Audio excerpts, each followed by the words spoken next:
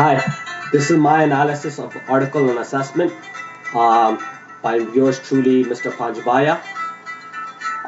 The title of the article is Grades When, Why, What Impact, and How. This is by Ken O'Connor. Um, Ken O'Connor is currently a consultant for the Ontario Ministry of Education, and he has been a curriculum coordinator. His connection to the topic is to help improve communication about student achievement and to provide information relating to grading and reporting as he works with individual schools and district school boards in this area of expertise. A little summary of the article, a little history, is that since 1999, letter grades have been used for grades 1 to 6 and percentages for grades 7 and 12 in Ontario schools. Um, Ontario Ministry of Education has had more of a central direction and have made reports in a way with detailed assessment policy statements. So why are grades important? So there's many purposes of grades, such as to predict future achievements or to recognize good work, but grades are used essentially to give feedback, to motivate students, and to sort students. And what impact can grades have? Many students have turned school into a grading game and not a learning game. So this can either motivate or demotivate students to learn, especially since students can usually look towards those bonus or extra points, and they usually calculate the mark that they need beforehand to get the grade that they want. Um, how are marks um, categorized? It's usually either using a grade system or a percentage. So the relation of the article to the Ministry of Education policy, the primary purpose of assessment and evaluation is to improve student learning. So we've moved from a norm reference to a criterion reference assessment and evaluation. So the article also states that in this era, we are comparing students to preset standards. So students work with references to the four levels of achievement and the achievement charts, and we have placed them into categories of knowledge and skills such as knowledge and understanding, thinking, communication, and application. And this is standard across Ontario rather than comparing students individually or ranking them.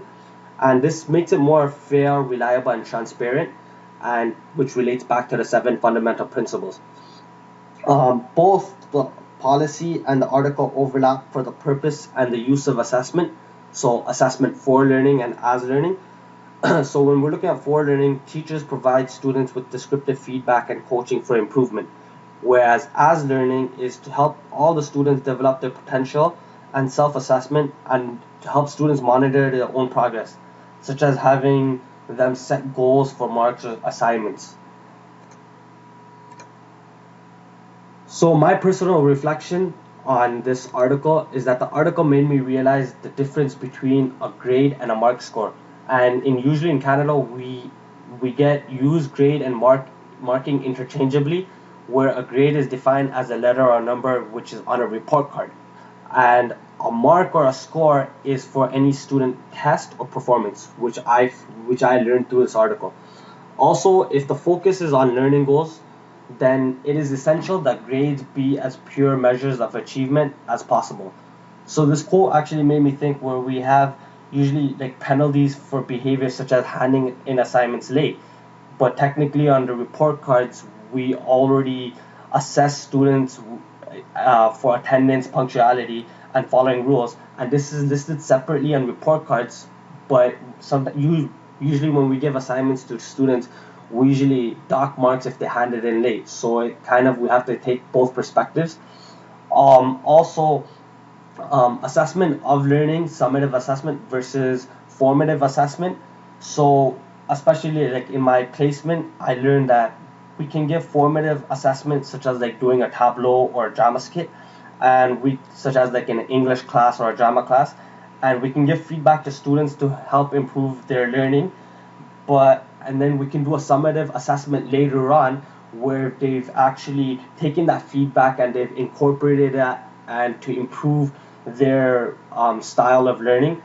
And we also, especially like as students in pass or fail courses, we usually, like for me personally, I have more of an educational experience without having any limitations, such as for any marks or anything.